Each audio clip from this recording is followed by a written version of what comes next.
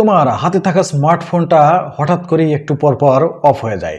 যদিও তোমার স্মার্টফোনে দেখা যাচ্ছে 100% বা 80% এর উপরে চার্জ আছে, তারপরেও তোমার ফোনটা মাঝে মাঝে বন্ধ হয়ে যাচ্ছে। তো ফ্রেন্ডস, কি কারণে আসলে তোমার এই স্মার্টফোনটা বন্ধ হয়ে যায় এবং সেগুলোর সমাধান কি, তা আলোচনা করবো আজকের এই ভিডিওতে। তো ফ্রেন্ডস, তোমাদের রিকোয়েস্ট করবো একটা সেকেন্ডও কিন্তু স্কিপ করবা না, পুরোটা ভিডিওই দেখবা, তাহলে তোমাদের এটা অনেক উপকারে আসবে। এই সমস্যার সমাধানের জন্য তুমি প্রথমে যে কাজটা করবা সেটা হলো তোমার ফোনের শিডিউল পাওয়ার অন অফ এর যে সেটিংসটা আছে সেটা তুমি চেক করবা। এটা কিভাবে চেক করবা চলো তোমাদের সেটা দেখাই। এটা চেক করার জন্য তুমি চলে যাবা সেটিংসে, এরপর এখান থেকে অ্যাডিশনাল সেটিংস, তারপর এখানে দেখবা শিডিউল পাওয়ার অন অফ নামে একটা অপশন আছে, এখানে তুমি ট্যাপ করে দিবা। এখানে ট্যাপ করার পর এখানে দেখবে যে আসলে কোনো একটা সেটিংস তোমার অন করা আছে কিনা।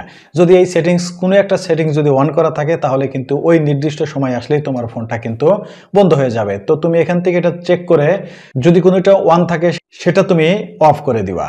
অ্যাপসের ক্যাশ ক্লিন করা। তোমরা যখন অনেকক্ষণ ধরে এই মোবাইল ফোন বা দীর্ঘদিন ধরে এই মোবাইল ফোনটা ব্যবহার করো, তখন এখানে যে অ্যাপসগুলো তুমি ব্যবহার করছো সেই অ্যাপসগুলোর যে ক্যাশ ডাটা থাকে সেগুলো কিন্তু তোমার মোবাইল ফোনটাকে অনেক বেশি ভারী করে ফেলে।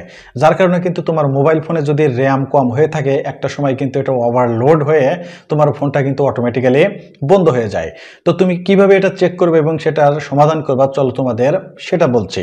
এটা করার জন্য তুমি চলে যাবা তোমার মোবাইল ফোনের আবারও সেটিংসে, এখান থেকে তুমি চলে যাবা অ্যাপসে, অ্যাপস থেকে অ্যাপস ম্যানেজমেন্টে আসার পর তুমি কিন্তু তোমার এই স্মার্টফোনে যতগুলো অ্যাপস তুমি ইনস্টল করেছে সবগুলো দেখতে পারবা। এরপর প্রত্যেকটা অ্যাপস ধরে ধরে, বিশেষ করে যে অ্যাপসগুলো তুমি ব্যবহার করো না বেশি, সেগুলো ধরে ধরে তুমি সেই অ্যাপসগুলোর উপর তুমি ট্যাপ করবা। অ্যাপসের উপর ট্যাপ করার পর এখানে কিন্তু তুমি স্টোরেজ ইউজেস নামে একটা অপশন পাবা, এখানে ট্যাপ করবা।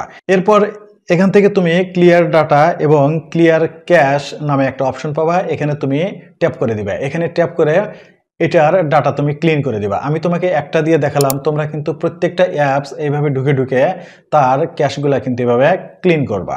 ব্যাটারি ক্যালিব্রেশন করা। ফ্রেন্ডস, হতে পারে এরকম যে তোমার স্মার্টফোনে আসলে চার্জ নাই, কিন্তু সেই সিগন্যালটা বা কত পার্সেন্ট চার্জ আছে সেটা কিন্তু তোমাকে সঠিকভাবে দেখাচ্ছে না। এটা ঠিক করার জন্য তুমি যে কাজটা করবে সেটা হলো স্মার্টফোনটা ব্যবহার করতে করতে একদম চার্জ শেষ করে পুরোপুরি বন্ধ করে ফেলবা।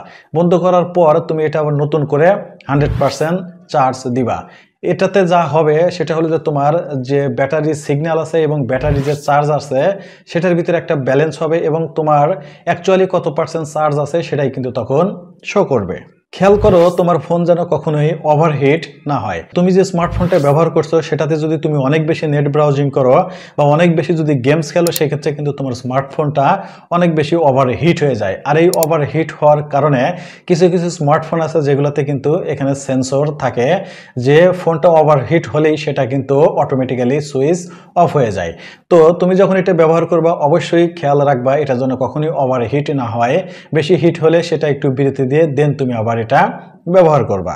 অপ্রয়োজনীয় অ্যাপস আনইনস্টল করা। তুমি যে মোবাইল ফোনটা ব্যবহার করছো সেখানে যদি অপ্রয়োজনীয় অনেকগুলো অ্যাপস ইনস্টল করে থাকো তাহলে সেই অ্যাপসগুলা আনইনস্টল করে দিবা। কারণ অনেকগুলো অ্যাপস যখন তুমি ইনস্টল করে রাখবা এই অ্যাপসগুলা কিন্তু তোমার র্যামের উপর একটা বাড়তি প্রভাব ক্রিয়েট করে, যার কারণে কিন্তু তোমার র্যামটা স্লো হয়ে যায় এবং একটা সময় তোমার ফোন কিন্তু হ্যাং হয় এবং সেটা বন্ধ হয়ে যায়।